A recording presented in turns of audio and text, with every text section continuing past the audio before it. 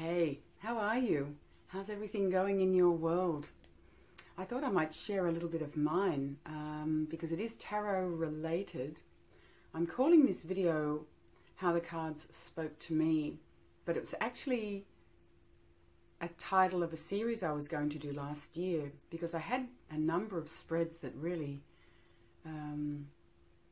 intrigued me, if you like, more or less in succession. And one of them I shared on the 31 Days of Tarot, and that was the spread I did after my friend passed away, and I was asking how he was and where he was. And anyway, for all sorts of reasons, I didn't end up starting the little series, but I've still got a few spreads in here and a couple in my journal that I can share down the track. But this one I thought I would have a quick chat to you about. I certainly don't intend this to sound self-indulgent, so I hope it doesn't come across that way, because it's all going to be talking about me. But the thing is, it's my journey. That's all I can say. So I hope you get something out of it. What I'm referring to is the Tower card. And some of you will know that I did pull the Tower card a number of times last year. 3 times I documented it in my journal, but I do believe there was another short 3 or 4 card spread I just sort of pulled on a whim, and the Tower arrived again. And I was sitting here yesterday afternoon and I thought, hang on a moment, what was that full moon lunar eclipse spread I did, just the latest one in Leo? Oh my God, Kali came up. I used the chrysalis trying to reconnect with that deck, and Kali came up, which is the Tower. So there it is again. And not only that, in my journal, I did document a 12 card spread I did. I had an hour up my sleeve, and before a client was due to arrive, I mean. So I thought, well, I'll do a 12 card spread for myself. Now that sounds a lot, but for me a 12 card spread is ingrained in my brain. So it takes quite some time to explain to someone else a 12 card spread, but for myself I can just, you know, gaze across and skim the surface and get a really good understanding of what's going on. So I did. And what comes up? The Tower.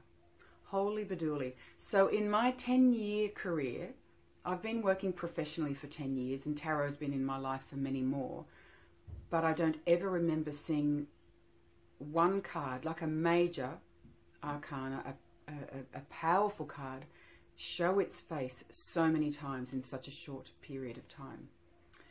So I thought I might share with you what's been going on. I did touch on the subject in a couple of videos last year, but I've got to be honest with you. I filmed many videos last year, but I deleted a lot of them, and there are all sorts of reasons why. Part of it was just everything that was going on in 2016, and part of it was I was experiencing some corrupted files. My camera was just having a bit of a, you know, a run-in with life, and it just kept cutting out. 10 minutes, 15 minutes, whenever it shows, it would stop filming, and so it became a bit of a pain. So I thought, look, you know what, it can wait, it can be another time. So I had to take an unexpected break. So to continue, the Tower. The Tower reappeared, yes, in what was going to be just a quick 12 card spread that I laid out for myself while I was waiting for a client. And being a 12 card spread, every card sits in a different house, which represents a different area of life. And for me, the Tower appeared in the 6th house. So the 6th house, in a nutshell, is your day-to-day life. What goes on Monday through Sunday. It's every day. It's not just weekdays.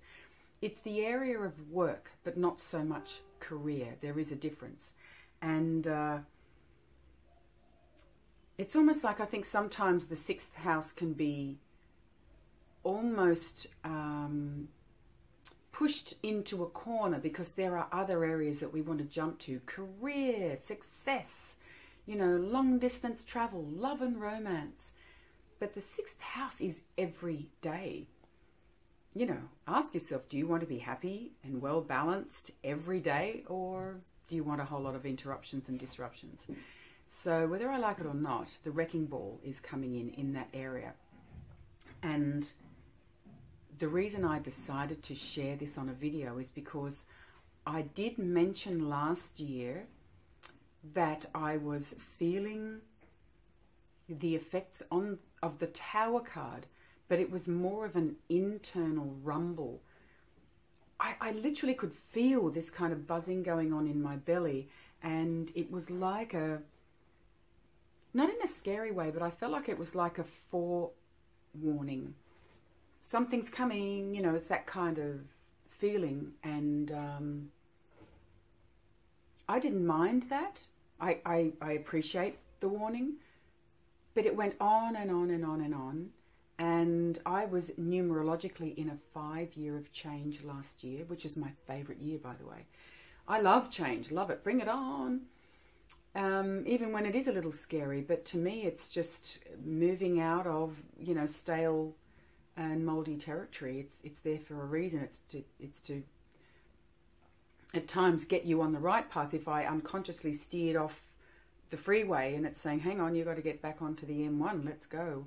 So change can unfold for all sorts of different reasons and in many different ways. We all understand that. But I'm a fan of the 5 energy because I'm a 5 birth path.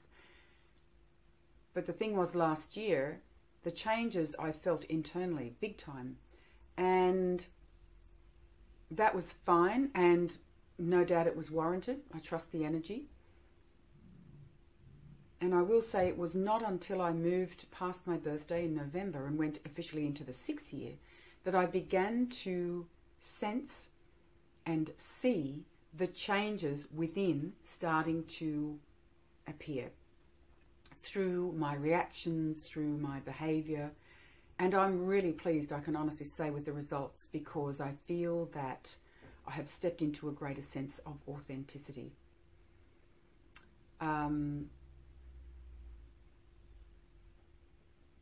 could go on and on about that because I could tell you so many stories, but I think it will start coming across a bit too self-indulgent, perhaps.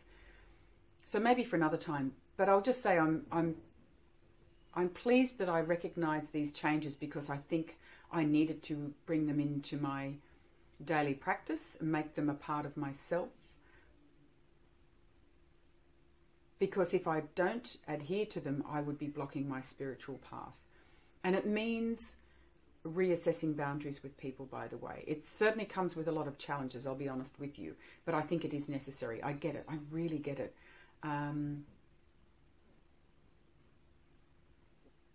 Let's just say I've been letting a lot of people get away with a lot of stuff.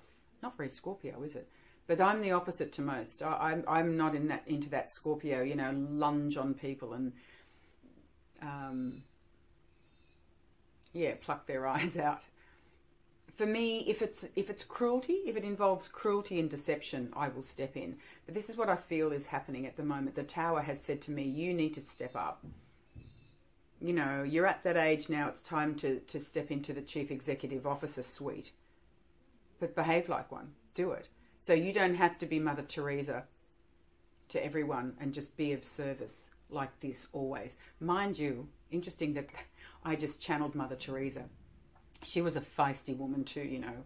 She didn't suffer fools. So as much as she did so much for humanity, if you're an idiot, she'd pull you up on it, give you a good old clip over the ear. So maybe that's a really good example. But anyway, so the Tower. All those changes were internal. But what I found interesting was I didn't see anything significant externally. So I thought, well, this is interesting. Because isn't it normally a domino effect and microcosm, macrocosm? So all these changes were really quite profound, and I could see the way I interacted with people just organically was different. I even shocked myself at times. But I'm still doing what I do. I've still got my home there, and I've got my healing room here, and I still live here, and I still swim in the sea, and what's different? To have the Tower come up 5 times or so. Where is it? Anyway, all of a sudden, I think it has. And I'll be so interested to see if you have had a similar experience with this card or any other card, especially a major arcana, which to me is more like universal energies swimming around. It's the big stuff that you can't ignore, you know, you can run but you can't hide sort of thing. And I found myself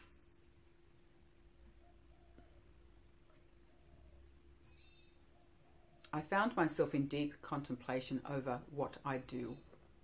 And I have said many times, to the point where I was getting bored with myself, I need to do what I do differently. I heard myself say it. So many times I thought, all right already. But I was just in a pickle. I didn't know, what do I do about this? And I don't know about you, but every time a client comes, I'm elated. I'm in my element. I love what I do. Yet there's this burning feeling like I should be doing something else or do what I do differently. What is differently, for crying out loud? I'm calling from the rooftops. I have been for a year. What do you mean by that? So, I'm still not sure. However, I began to feel, now I'm just trying to remember, it was before the lunar eclipse in Leo. And Leo rules creativity and how we shine in the world. Interesting.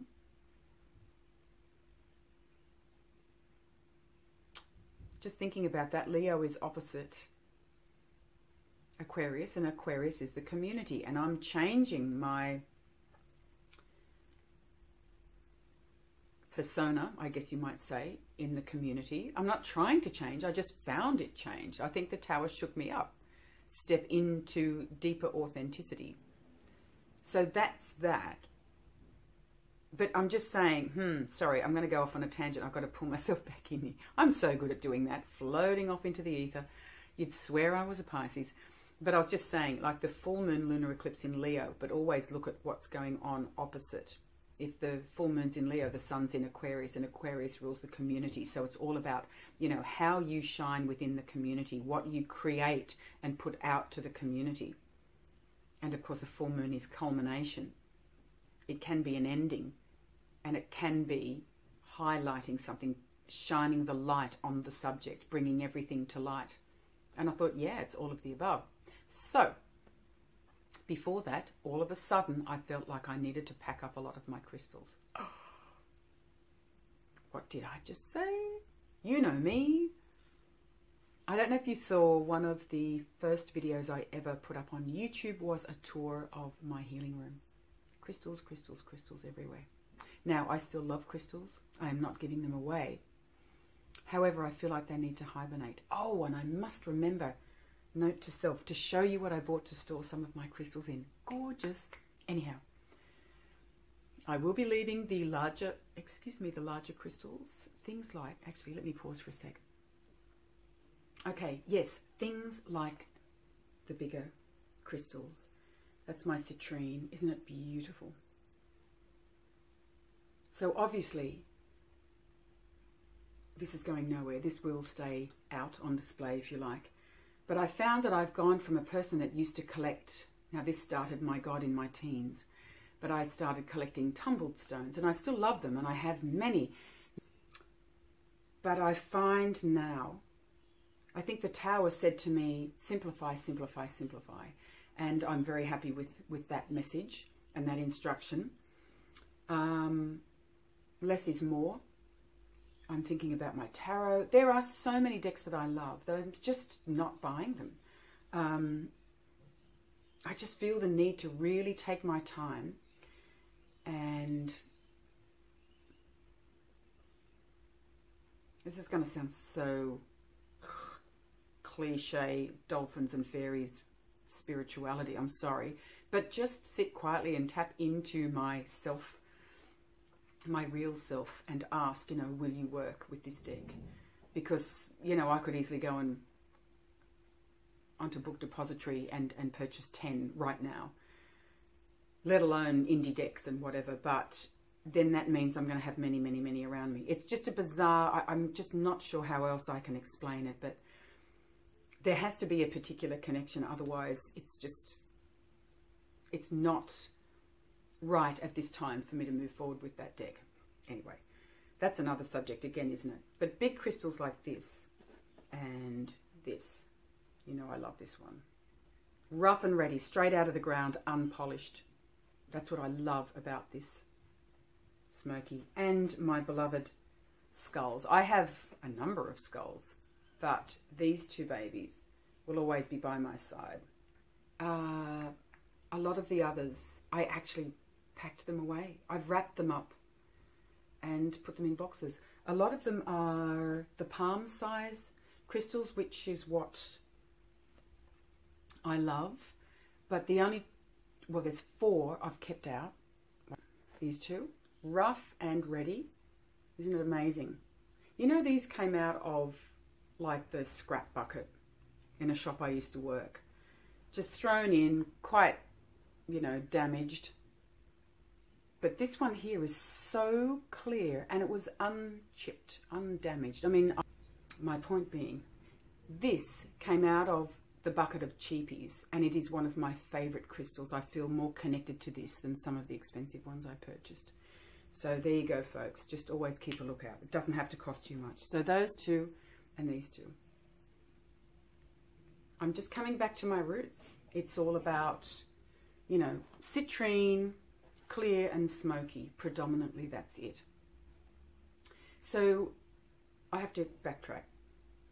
My point is, I couldn't see the tower around me. What's changed? Nothing. Yet all of a sudden, I find myself packing up my crystals. I have not done that in 25 years. And even when I wasn't healing, I always had my bowls of crystal out all over the house. So that's a bit of a shock. I'm selling that sideboard there. I actually use as my altar. It's really beautiful. It's made out of hoop pine. It's got carved doors. I'm selling it. Just feels like it's time. I'll keep my little writer's table. And what shocked me more than anything is right there is my massage table. And folks, I think the tower has spoken in the 6th house, just as I said. Well, just as it appeared in that spread, because I feel that it's time to pack up my massage table. I can't believe I'm even saying that. So clearly I need some time away from healing others. And that's the sense I get, that I have the greatest satisfaction and pride when I reflect on my journey as a facilitator of healing for the past 10 years. I'm still very, very, very keen on energy healing, interested in it. I wouldn't say I'd never do another course, because I love, love, love learning. And every time I do an energy healing course of some sort, I meet the most amazing people, some of which have become good friends. Never say never. Yeah. But at this time, I feel that I need to step back, and the focus needs to come off them. Everything when you're in the service industry is about them. And I have worked in the service industry all my life. Acting, music industry, radio industry, you are providing a service for the people, right? So the tower said to me, everything, even your day-to-day world, will be stripped back to its foundations, to its bare skeleton, and we'll rebuild as we see fit. What that is, I have no idea. The only thing I can tell you is with regards to my room, I'm going to, there are a couple of other pieces of furniture that are going to go. And I'm going to make this my workroom. I feel, now I did say during the 31 Days of Tarot, I feel the need to study. And that's what really began to envelop me last year, in the last quarter, was to go into my cave, sit quietly and study. And I did mention to you I wanted to study the Thoth and etc., etc. Now, you can still do that while you're seeing energy, you know, clients for energy healing, of course you can. But my journey with the Tower says, no, no, no, no, no. No, you're not. Tarot astrology, I'm still practicing and will continue to do so, but I wouldn't be surprised if I slow that down as well. Not because I think I'm not going to do it anymore. I think it's this Tower is saying to me I think my spiritual journey has to come first. And in order to do that thoroughly, with authenticity, putting 150% into it, it's like the tarot and I, and healing energies and I, and everything else has to step back. So I'm going to have to find another way to earn a living. I don't know what it's going to be. I've got no idea.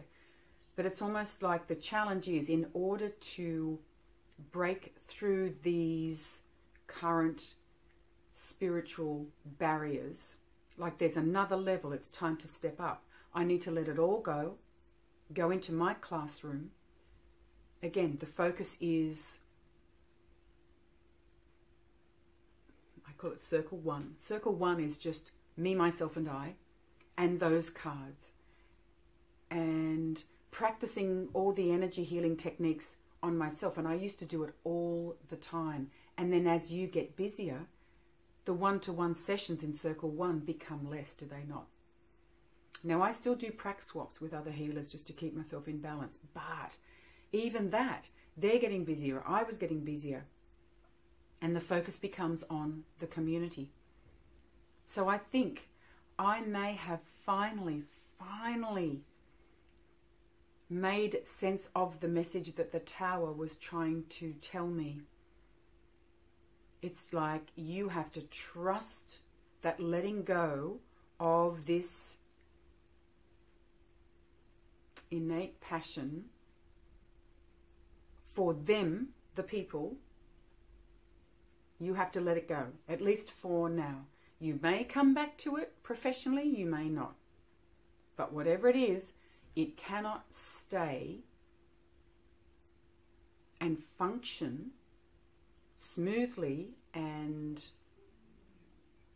to its best capacity. It cannot be a fully functioning machine the way it is. It's not right.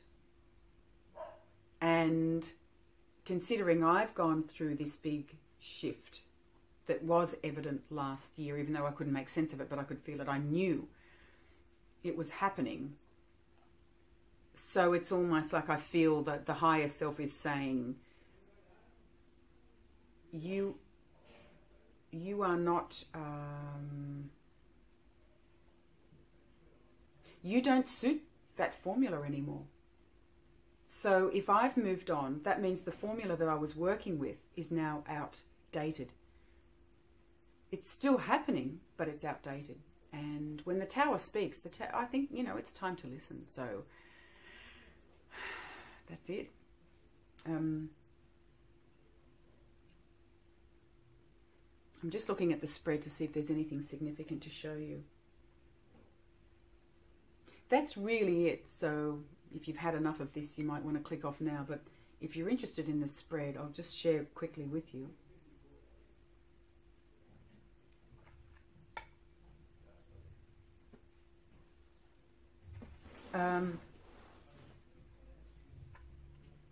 One sec, sorry. Pardon me for yet another quick break. In the 12 card spread, the first card that came up, we call it the House of I, or I am. So to me it says, at this time I am what? And the card that came up was the Chariot, which I thought was really interesting. In one sense it can be saying, forge ahead with this change, forge ahead. In another sense it can be saying, you know, life is carrying you forward. And I think it's a bit of both. The Chariot is an emotions card, and as you know, it's depicted at times with one horse wanting to go one way and one horse wanting to go another. It can be torn between two worlds. And because it's an emotions card, it reminds us, hey, you know, this can be quite exhausting emotionally if you don't keep things in balance. Get those horses working together, come on, and then we can really power forward. If you cannot get those horses to come together and work as a team, maybe it's time to sell one horse. And I sort of feel that's what's going on for me. Aside from that, I pulled out an old book, Power Tarot, that I have not read for years, and I mean years. And it divides the cards up into like work and relationship, finance, spiritual. And I thought this was interesting. I don't know why I pulled this particular book off my shelf. And straight away I saw in a reading, it can be a spiritual journey of self-discovery or an actual trip. Well, I'm planning on a trip, and I think this card actually came up as a spiritual journey card. So that was really interesting. It says, either way, you're in the driver's seat and you create your own destiny through your actions. A new car is a distinct possibility. You're not going to believe it. That's such a cliche line, isn't it? But I'm actually thinking of buying a new car. So I had to have a laugh. It's like everything's changing. A new car, a new... See, to me, having the opportunity to upgrade my car, metaphysically, symbolically speaking, it's a new direction. It's a step up. And I feel this is all connected, is it not? So fascinating. Now, it was, forget work and romance and all that stuff. Spiritually, it says here for the Chariot, you embark on a journey of self-discovery. It involves workshops, seminars, travel to power spots. You are starting to open physically through dreams, clairvoyance, impressions, perhaps through clairaudience. You find appropriate tools to enhance your psychic abilities. Now, oh my God, my foot's going to sleep. I've got to keep this quick now for you, but I went and had a healing recently, and I went to a lady that lives over an hour away from me. She knew nothing about me and what I do, and the first thing she said was, wow, you came here with a lot of energy. And I thought, well, what kind of energy? And I asked, do you mean good energy or bad energy? And she said, oh, no, good. And her words to me were, you are an open channel. And she said, your higher self is standing right there. And it is shouting at you, hey, I'm here. Connect. Come on, we've got work to do. And you know, I could not have explained that better myself. It blew me out of the water. I was so amazed by her words because I feel that. I literally feel that. I know there's so much more to do, and I had some incredible little moments last year where seeing things I don't normally see, sensing things I don't normally sense. I'm always very, very sensitive to energy, always have been, and that sort of led me. There's a few reasons why I was led to energy healing, but I can always, I'm more clairsentient, you know, when you feel things, but I'm not one to see things per se, but having flashes and just weird shit going on, right? So she went on to explain all these things to me, and I can't begin to tell you, it was incredible. And she said at the end of the day, this healing is about integrating your higher self and yourself, because, you know, you've blocked your third eye, basically. So there's so much more I could share about that read, but I feel like it's just going to be too long. I'm sorry. I don't know. I hope you got something out of this. It's just an interesting journey, how the cards spoke to me. The Tower finally is showing me in my outer circle, my immediate environment, how he, if I can call him a he, played out, or how he is playing out all of a sudden. And it was all of a sudden. Pack up your crystals, simplify. You need to give away some of these lovely little ornaments that you like. Less is more. before you purchase new cards, some have to go, and that's normal, I know, but I don't have a particularly huge collection. So to me, it's still that sense of, be very, very careful what you, or be very careful which decks you choose to embrace. It's almost like, it's not about to buy or not to buy. It's about which energies I bring into my inner circle to work with. Don't waste time on the decks that aren't meant for you at this time. They could be the most brilliant decks ever. But if it's not right for me on my current journey, what's the point? Concentrate on the decks that are there to help you break through these barriers and step up on your spiritual journey.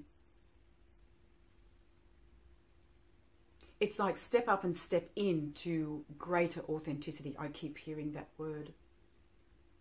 So no more fluff, you know. I think a part of this tower journey for me is to let that shit go. You don't need it. It's a prop.